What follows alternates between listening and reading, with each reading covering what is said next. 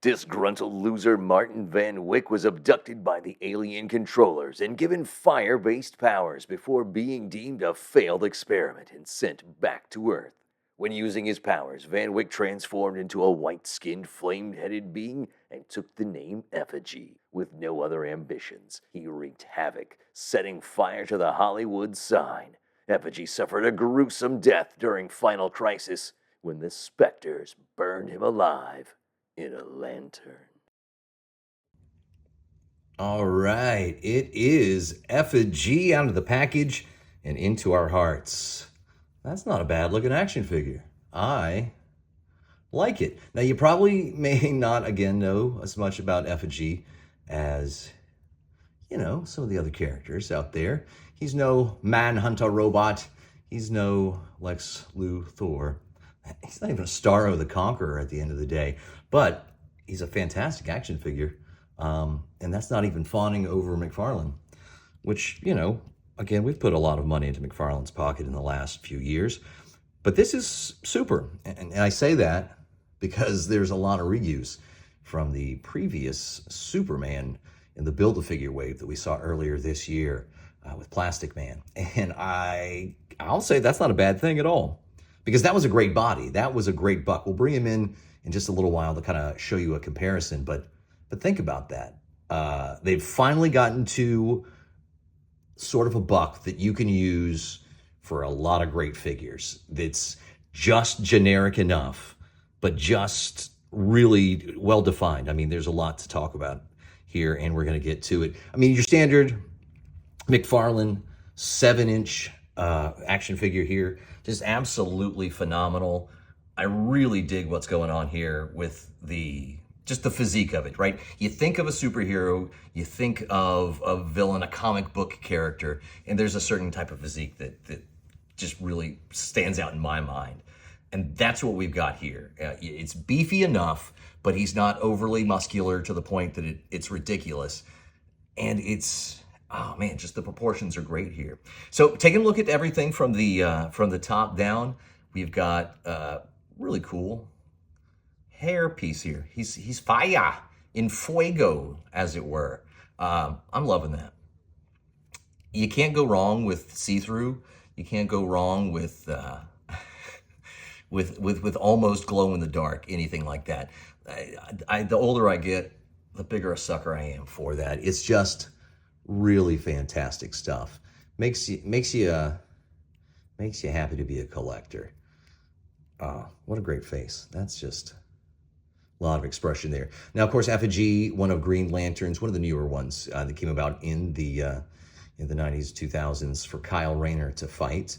And that's really cool. Oh, digging on that.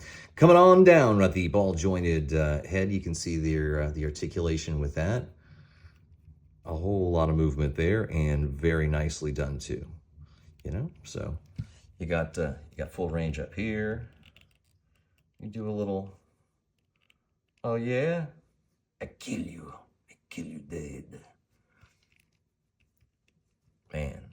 And just great arms. So like Superman was awesome because it, like I said, it looked good. It looked like a superhero. You could slap a different head, some cape, whatever, a few embellishments in the mold, and you're going to get something that's going to be phenomenal and completely different.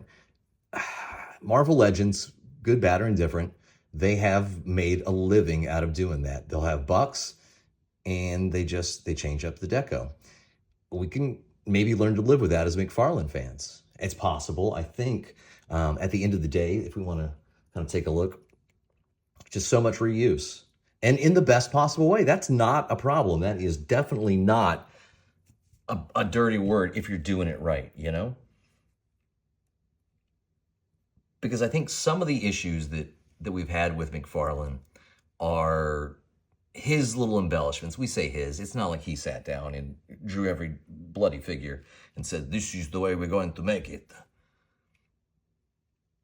But having said that, questionable choices in the use of molds, right, in the reuses. The Superboy or Superman John Kent, it has the little booty thing down here, which was appropriate for that figure. But then it got reused, and it's still being reused. We got that on Impulse. We got it with Robin. We got it with Nightwing. Again, I've made my peace with it, and I don't necessarily have a hatred of that. You've got to keep the costs down as best you can. But let's do something that's a little more everyman. So, Effigy, good figure. Great Jesus Christ pose. You can see just full range of motion, and it just looks epic. He looks like he's about to wreak glorious havoc upon the cosmos. Some cool reuse of effects, like we've seen these before. These are just a little stiff to get on here, actually, which isn't terrible. You might heat that up, give it a shot there. Fantastic. Look at that. In fuego. And then he's got a little blaster effect here, which fits on this right hand pretty well. Really great. I'm loving that. And at the price point, they're about, what, 23, 24 bucks these days after tax and everything. That's not too bad. Not a bad value for your money these days. You give them a little of the old, yeah.